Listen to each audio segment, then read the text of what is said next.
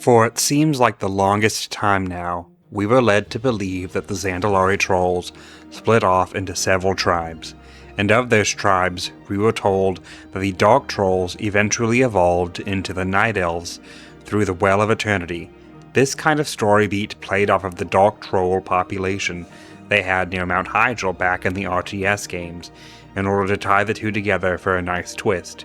As I covered in a previous video, the Midnight expansion retconned this, to where instead the Night Elves come from Harenir, with the live game erasing all connections that the Harenir had to the trolls in the beta, even stating that the Harenir themselves were wild elves. I am wild about you. Of course, I am a wild elf, so that does not mean a lot. Initially, this pointed towards trolls maybe coming from Deepwalkers in a similar vein to how orcs came from the Gron of Draenor, or that perhaps they came from the Jarden and other giants, since Dragonflight initially teased that we would see a Proto-Troll storyline, and the giants are also present in Zulaman, so it kind of had like a nice will they won't they continue that thread. However, with patch 12.0.7, the Elf Troll retcon has now been expanded and almost retconned again, if you want to consider it that. During the new storyline, Elder Hagar calls the playable Elven and Troll factions into the Den of Harendar, along with the Amani. While the cutscene itself is not currently available, Zakan effectively lets us know that Hagar points out both trolls and elves descended from the Harenir, with his mention of it being cool that both elves and trolls come from the ancient hunters and guardians of a secret world. I'll watch over you. Don't be getting mixed up in the voodoo. I will have to tell the other tribes. They will not be pleased. This could be exciting news.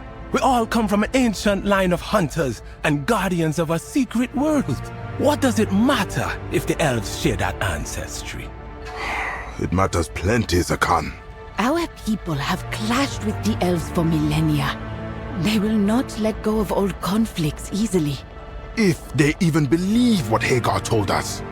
Most trolls never seen a Harenir, never even heard of them. How do we tell a troll who never left the Echo Isles that the elves are keen to us? The Horde brought many of us together. Maybe. You cannot force a family.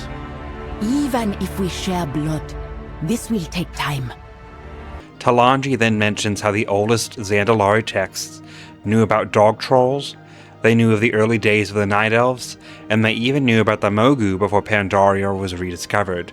But those same ancient texts have no recollection of the Harenir whatsoever, saying that she would need substantial proof if she is to believe that these people who came out of nowhere knew more than they did. Our last key indicator here of what happened in the cutscene comes from Kindaru, who talks about the Harenir being the first people to walk amongst the trees of Azeroth. This does track with earlier beta texts about the Harenir being the most advanced and oldest species on the planet before they go underground. If Hagar is to be believed, that now means that other Harenir on the surface eventually had a split evolution, where they would become the Troll tribes and the Night Elves. We don't know yet if they're going to say that Harenir formed every individual Troll tribe, or if they'll keep the continuity that the current tribes came from the Zandalari. But they have already set up that other tribes or lost tribes of Harenir were out there somewhere, which could have been the thread leading to this eventual patch story. Thinking about it, I am pretty sure the reason they went in and removed the connections to trolls from Harendar that existed in the beta but are not in the live game was so that it could be more of a shock when they drop this information on players who didn't know about the initial connection to trolls and elves. But the funny thing is that now technically trolls are elves instead of the other way around, which is how we believed it to be.